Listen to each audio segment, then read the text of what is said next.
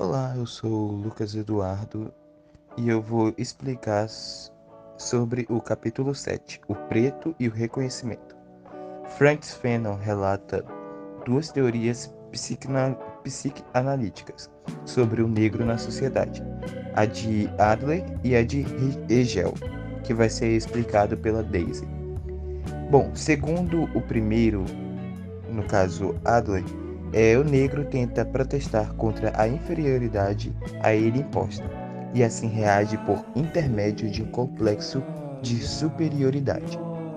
É mencionado que o negro atiliano, por exemplo, sente a necessidade de rebaixar o próximo, para que, para que ele se sinta bem, caracterizando-se pelo desejo de dominar o outro.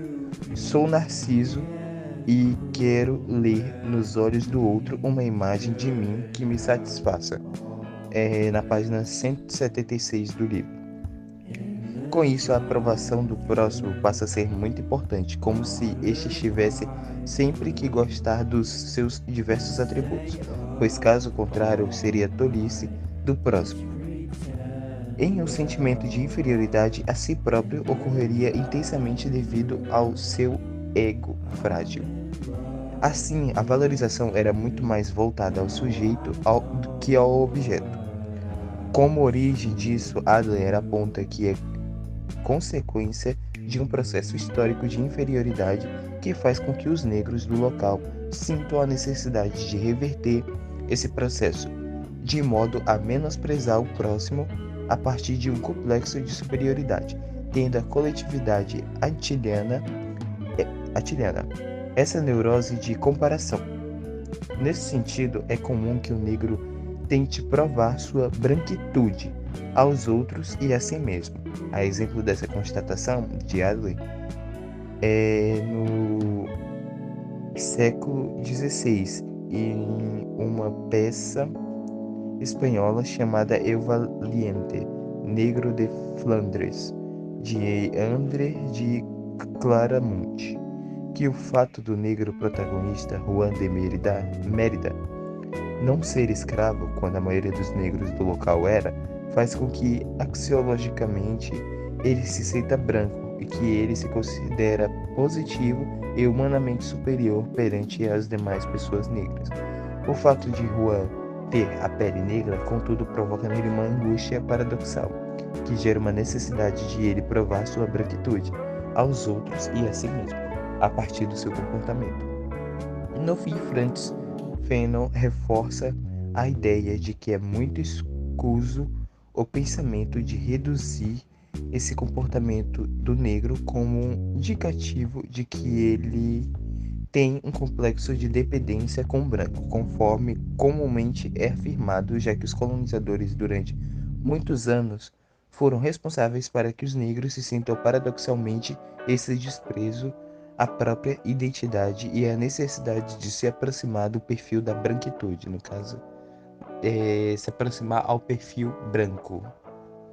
Basicamente, eles acreditavam que ter o perfil branco era o certo, porque os colonizadores meio que colocaram esse paradoxo de pensamento neles.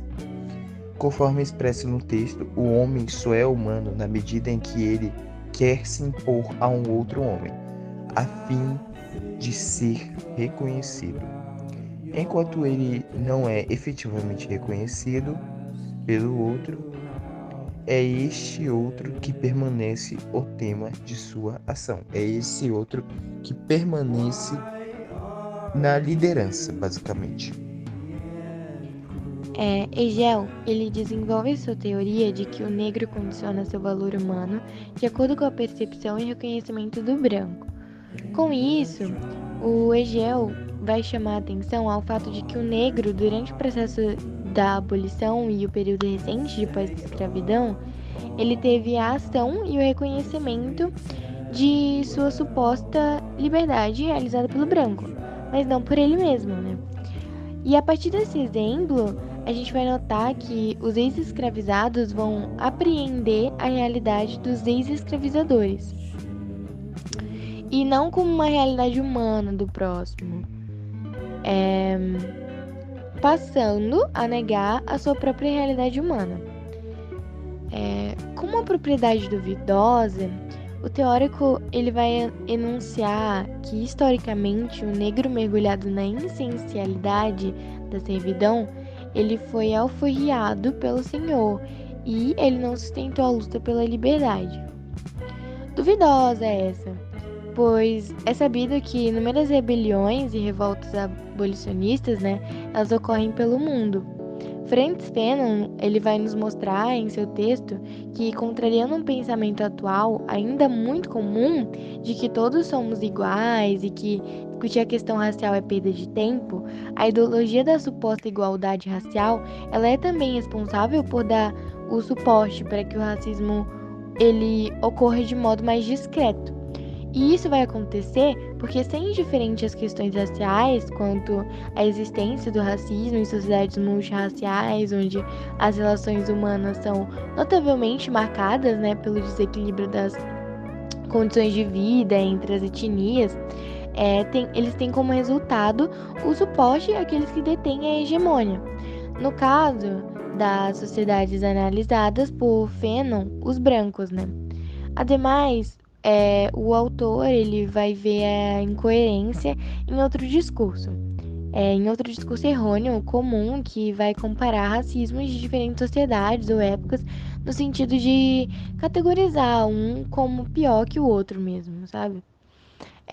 Isso porque as diferentes manifestações racistas, elas são igualmente perversas, visto que, no fim, todas vão funcionar como mecanismos de exclusão social das pessoas negras,